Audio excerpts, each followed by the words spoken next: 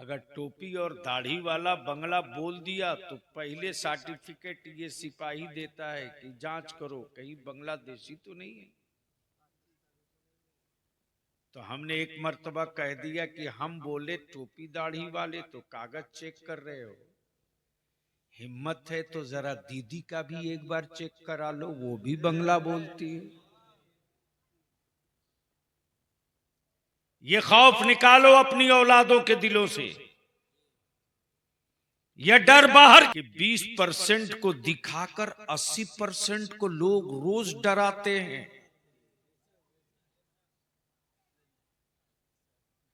आज तक तो हमने नहीं कहा कि हम खतरे में हैं, हमने किसी स्टेज से नहीं कहा कि हम खतरे में हैं, लेकिन हम 20% गरीब होकर के भी इतने मजबूत हैं कि 80% वाला रोज चिल्ला चिल्ला कर कहता है कि हम खतरे में।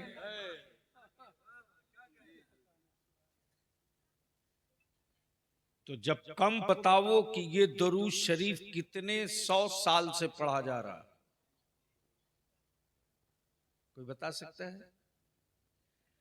जिससे पूछोगे वो यही बोलेगा मेरे दादा के जमाने में पढ़ा जाता था, यही बोलता है ना। यानी 70 साल वाले से पूछो तो बोलता है कि मेरे दादा के जमाने में पढ़ा जाता था।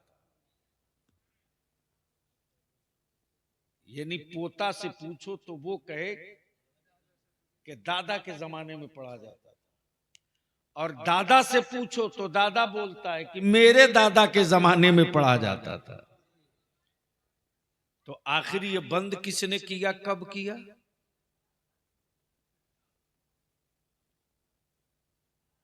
इसकी तिथि क्या रही? तो पता ये चला ये बंद कराने वाले उस वक्त से बंद करने की बात कर रहे हैं जब से देवबंद बना है। बाप दादा का जो दीन है वही दीन हक है। मिक्सिंग वालों के चक्कर में न पड़ना।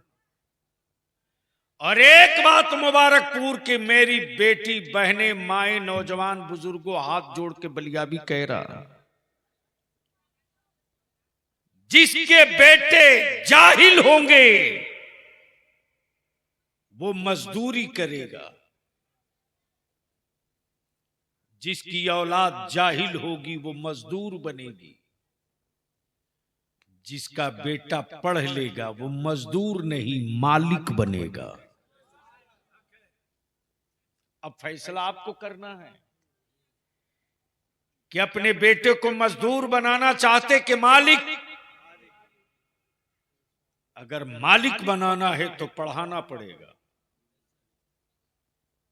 हुकूमत रोड बनाएगी, पढ़ाने की जिम्मेदारी उसकी नहीं हमारी और आपकी है। लेकिन मुसलमान तेरी ज़कात के चावल में कितना पावर है रे, बोलो बोलो बोलो, अरे बोल दो बोल दो। तवज्जो चाहूं हजरत हजरत। यानी भारत में हमारे मदरसों से बड़े बड़े पहलवानों को बड़ा डर लगता है।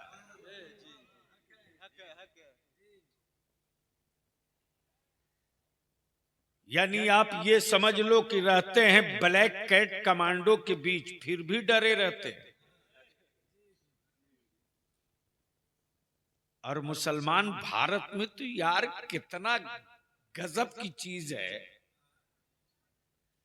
आबादी है सिर्फ 20%। कितना? 20%। और जो 20% आबादी है मुसलमानों, तुम्हारी आबादी है 20%, गरीबी है 95%, आबादी है 20%, बेरोजगारी है 98%। लेकिन उसके बावजूद भी मुसलमान तो कितना रोब वाला है यार कि 20% को दिखाकर 80% को लोग रोज डराते हैं।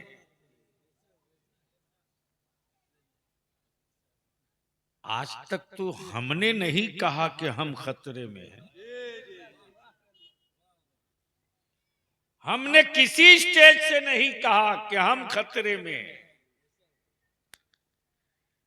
लेकिन हम 20% गरीब होकर के भी इतने मजबूत हैं कि 80% वाला रोज चिल्ला चिल्ला कर कहता है कि हम खतरे में।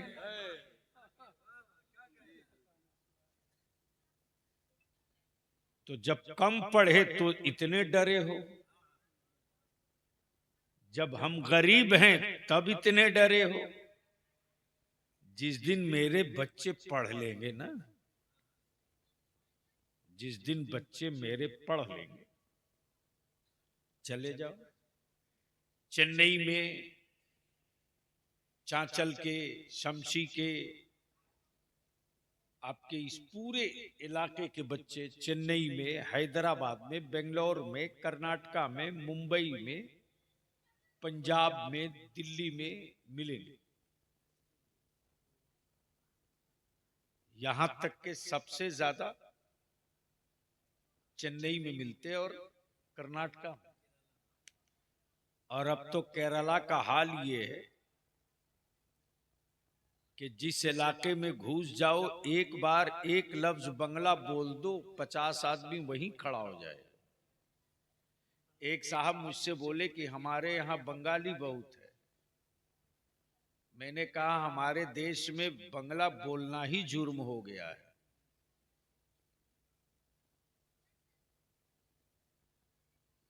अगर टोपी और दाढ़ी वाला बंगला बोल दिया तो पहले सर्टिफिकेट ये सिपाही देता है कि जांच करो कहीं बांग्लादेशी तो नहीं है।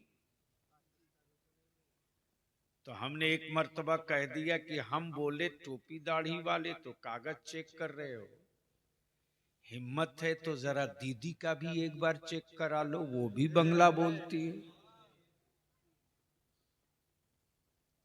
ये खौफ निकालो अपनी औलादों के दिलों से,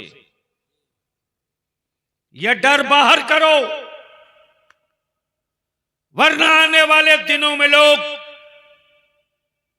हमारी औलादों को लावारिस जानवर समझेंगे। और उसका एक ही रास्ता है कि अपनी औलादों को पढ़ाओ।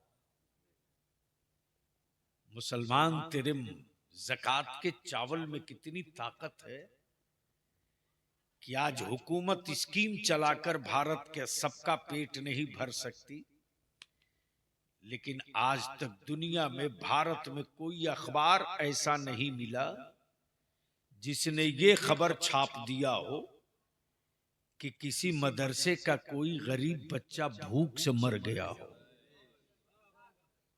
आज तक नहीं मिला और कयामत तक नहीं मिलेगा।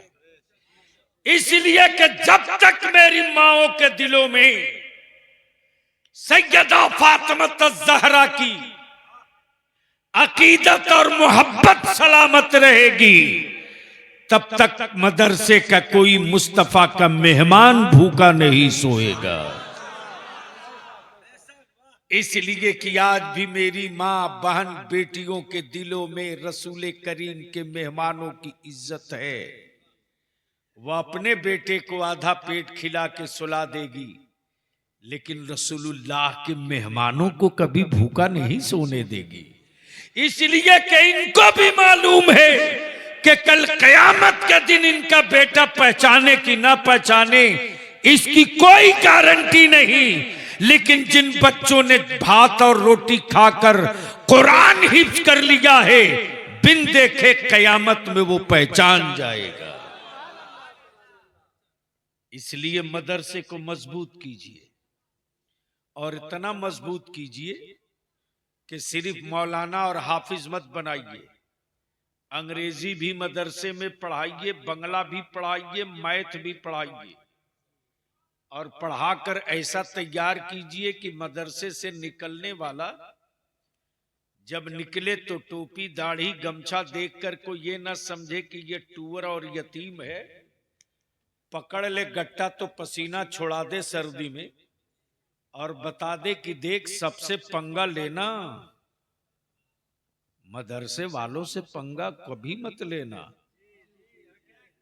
अंग्रेज पंगा लेकर आज भी पछता रहा है कि न मौलाना अशफाकुल्लाह को मैं छेड़ा होता और न अंग्रेजों के खिलाफ जिहाद का फतवा आया होता। ये मदरसे की ताकत है।